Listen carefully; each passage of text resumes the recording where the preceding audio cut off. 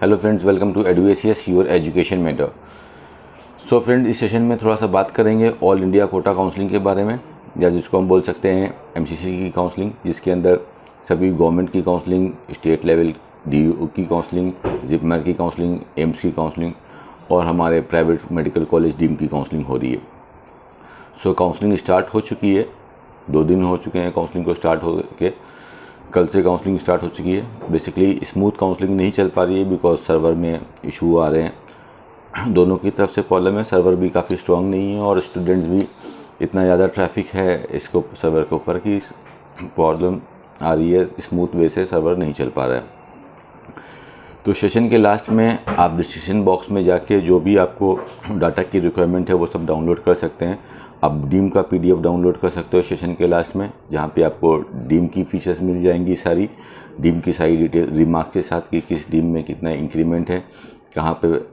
और आपको ये बता दें कि जितने भी तमिलनाडु और पांडिचेरी के साइड के जो डीम यूनिवर्सिटीज़ हैं वहाँ पे आपको 5 ईयर की ट्यूशन फीस चार्ज की जाएंगी।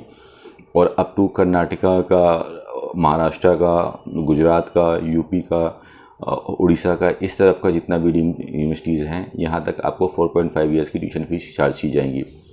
और एनुअल इंक्रीमेंट ज़रूर देख लीजिएगा, बिना एनुअल इंक्रीमेंट देख के आपको चॉइस फिलिंग नहीं करनी है बिकॉज मैक्सिमम यूनिवर्सिटीज़ हैं जहाँ पे आपको 5%, 7.5% का एनुअल इंक्रीमेंट आएगा ट्यूशन फीस से, जिससे कि आपने जो कैलकुलेशन किया है वो डिस्टर्बेंस आ सकता है, जिससे आपका टोटल बजट में डिफरेंस आ सकता है।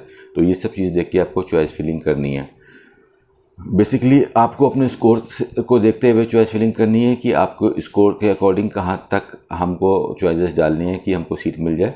वरना बेसिकली अगर यहाँ तक आपको कैलकुलेशन नहीं आता है तो आप देख लो कि जहाँ तक आपका बजट है वहाँ तक आप चॉइस फिलिंग करें, या जो भी आपने कॉलेज सॉर्ट आउट किए हैं, जो कॉलेज आपको पसंद है उन कॉलेज को भी आप डाल के अपने लक को ट्राई कर सकते हो कि उसमें कॉलेज मिलता है तो ठीक है, अदरवाइज़ आपकी सिक्योरिटी अमाउंट आपको वापस मिल जाएगा और सिर्फ आप काउंसलिंग करके आप ट्राई कर सकते हो। और अलग अलग IP एड्रेस से ट्राई करके देखें। और ऐसे स्टूडेंट से काफ़ी अपील है कि जब आपका काम ख़त्म हो जाए तो आप काइंडली वेबसाइट को क्लोज़ कर दें और मल्टीपल IDs से, जैसे कि काफ़ी लोग ओपन कर रहे हैं और एक विंडो से नहीं हो रहा है तो दूसरे विंडो से ओपन कर रहे हैं, तीसरे विंडो से ओपन कर रहे हैं और पुराने वाले विंडोज़ को क्लोज़ नहीं कर रहे हैं, जिससे कि ज़्यादा लोड आ रहा है वेबसाइट के ऊपर और इससे वेबसाइट डाउन हो रही है और सही से एक्सेस नहीं हो पा रहा है। तो उतना ही यूज़ करें जितना आपको ज़रूरत है और यूज़ होने के बाद इसको प्रॉपर्ली लॉग आउट कर दें और बंद कर दें, जिससे कि एक स्मूथ वे से काउंसलिंग हो पाए और जिससे कि आप ही लोग को प्रॉब्लम ना हो। ठीक है फ्रेंड्स, तो कुछ यहाँ पे स्टैट्स के बारे में बात करेंगे कि क्या स्टैट्स आए हैं, क्या सीट्स आई हैं। एम्स अगर देखते हैं तो 20 एम्स आए हैं टोटल, इस बार 20 एम्स आए हैं और 20 एम्स में अराउंड 1949 सीट्स आई हैं, 1949 सीट्स आई हैं। जनरल के लिए 786 सीट्स हैं और जनरल PH के लिए 41 सीट्स हैं। OBC के लिए 485 सीट्स हैं। AMU में इंटरनल कोटा के लिए 69 सीट्स हैं। जब आप काउंसलिंग टाइप को सेलेक्ट कर रहे हो तो काउंसलिंग टाइप में जब आप ओपन सीट को सेलेक्ट करते हो तो वहाँ पे ऑटोमेटिकली जितनी भी ओपन सीट्स हैं, जहाँ जहाँ पे कोई भी बच्चा ओपन कैटेगरी का अप्लाई कर सकता है, वो सब ऑटोमेटिकली वहाँ पे सेलेक्ट हो जाता है। जब आप डीम को सेलेक्ट करते हो तो डीम में डीम यूनिवर्सिटी सेलेक्ट हो जाती है। इस तरह से आपको वहाँ पर सिलेक्शन करना है कौन कौन सी काउंसलिंग आप सेलेक्ट करोगे। DU वही बच्चा सेलेक्ट कर पाएगा जिसने दिल्ली यूनिवर्सिटी से पढ़ाई करके रखी हुई है। जिपमर में अगर हम देखते हैं तो 240 सीट्स आई हैं पांडिचेरी कैंपस और कराईकल को मिला के। 130 सीट्स पांडिचेरी में ओपन है जिसमें रेस्ट ऑफ इंडिया अप्लाई कर सकता है और 48 seats is only for the internal students.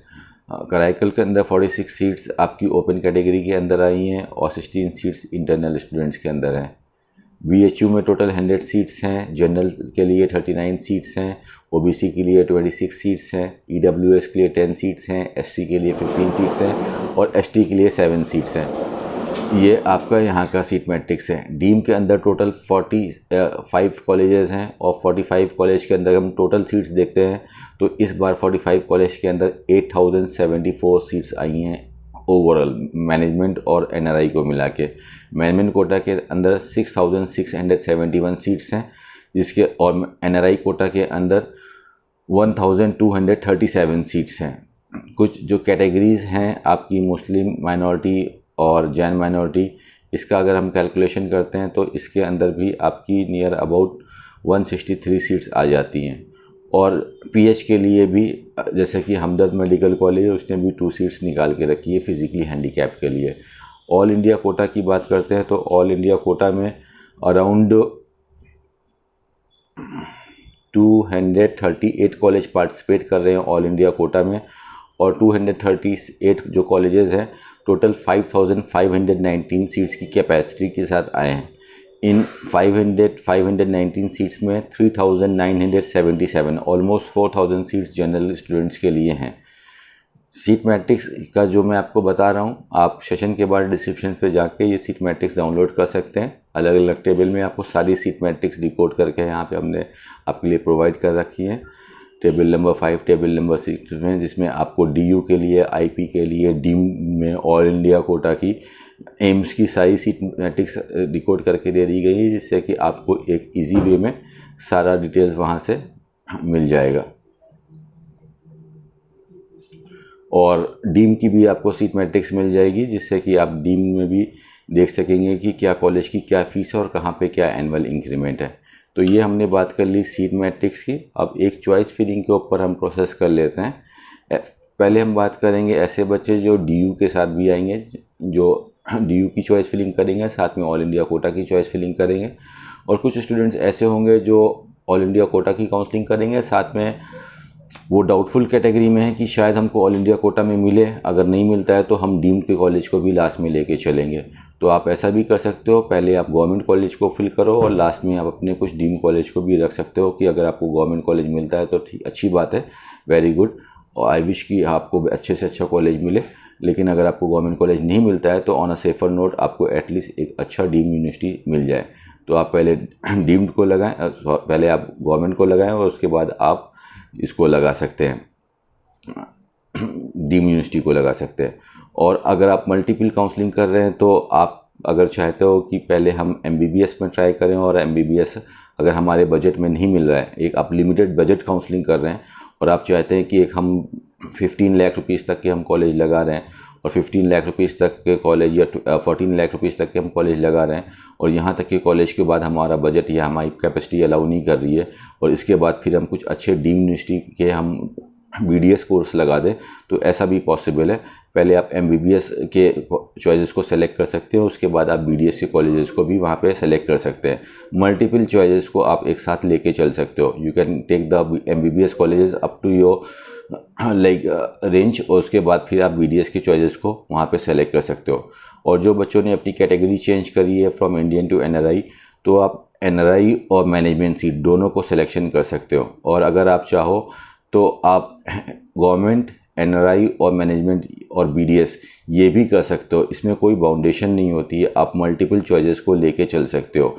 आप चाहो तो गवर्नमेंट, एनआरआई, मैनेजमेंट, बीडीएस ये सब चीज़ आप एक साथ लेके चल सकते हो। एक ही चॉइस में आप अलग अलग चॉइसेस को डाल के चल सकते हो। अब जो गवर्नमेंट की लेके चल रहे हैं, बेसिकली आप स्टूडेंट्स पहले एम्स के ऊपर प्रेफर करेंगे, तो आप देख लो 20 एम्स है, तो 20 एम्स में आप कौन कौन से एम्स को प्रेफर कर रहे हो। बेसिकली हमको ये नहीं देखना चाहिए जो लोग बोल रहे हैं, हमको ये देखना चाहिए कि हमारा कंफर्ट जोन क्या है, हमारी स्ट्रेंथ क्या है।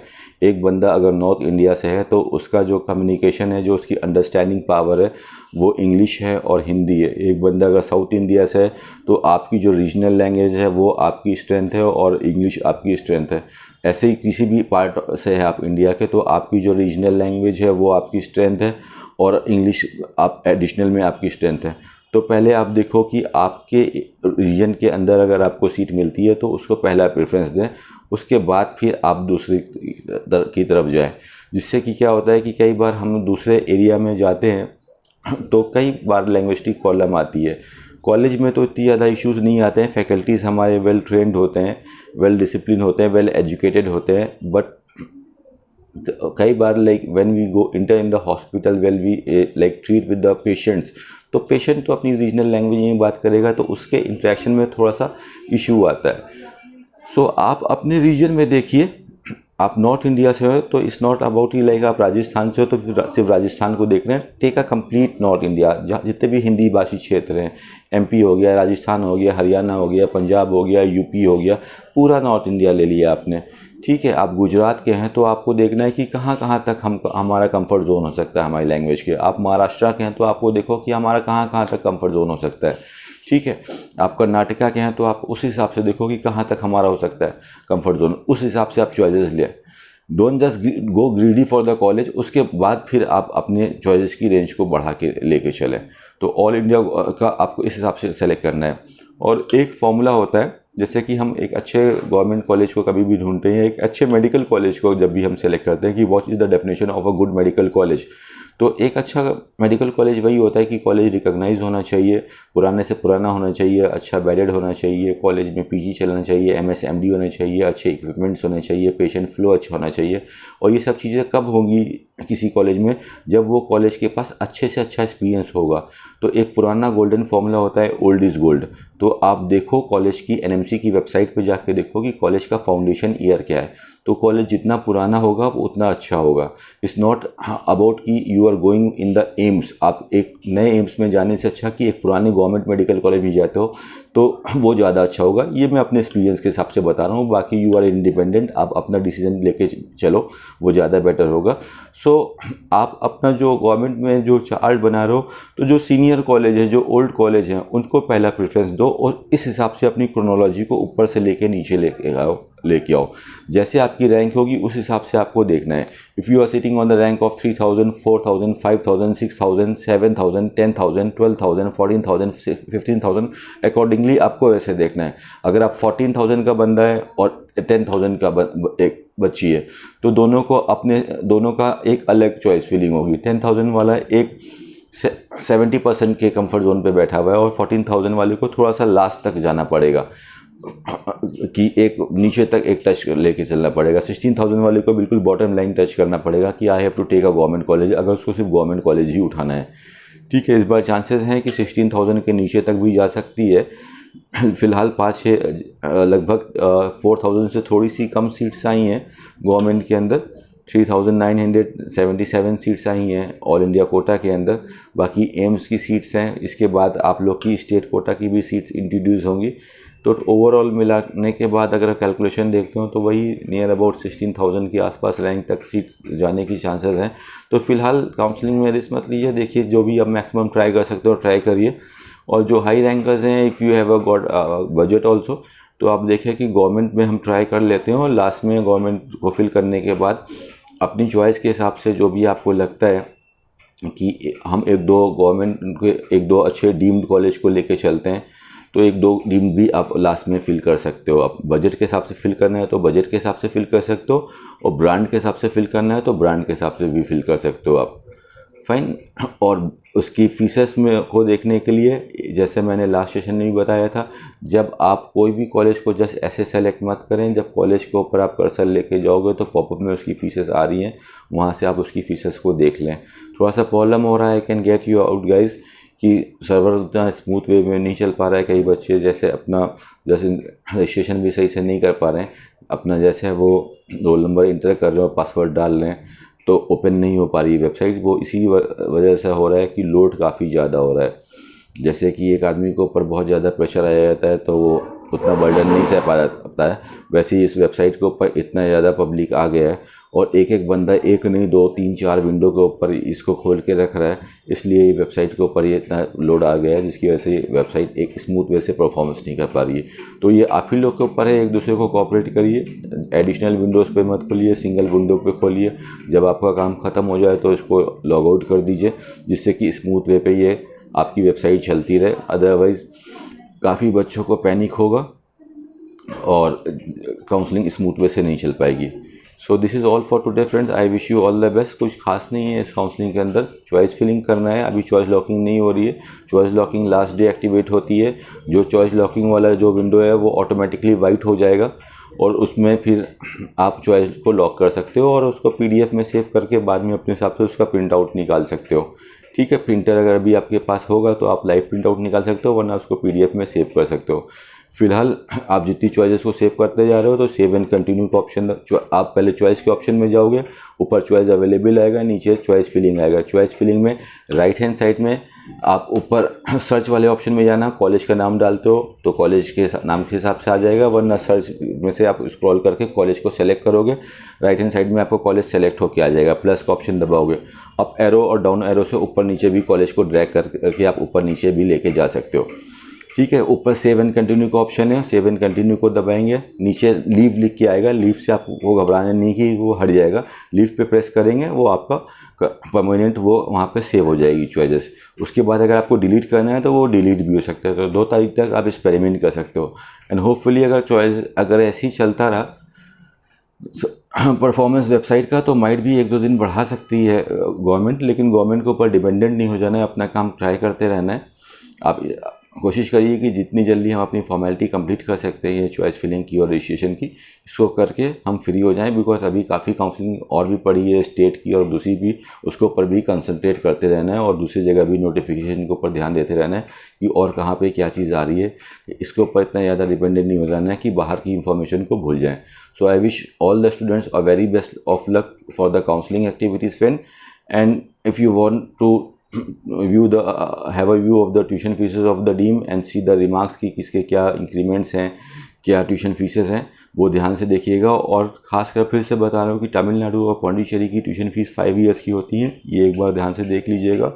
और महाराष्ट्र के काफ़ी यूनिवर्सिटीज़ ऐसे हैं जो एनुअल इंक्रीमेंट लेके आ रहे हैं। DY पाटिल मुंबई आपका बैंक गारंटी मांग रहा है ये कॉलेज पूरे ईयर्स की, इसको देखिए। SDU कोलार भी बैंक गारंटी मांग रहा है, उसको इस कॉलेज को भी देख के चलना है बैंक गारंटी वाले क्लॉज को। बैंक गारंटी वाला क्लॉज आपको कॉलेज की वेबसाइट के ऊपर पता चलेगा, ठीक है।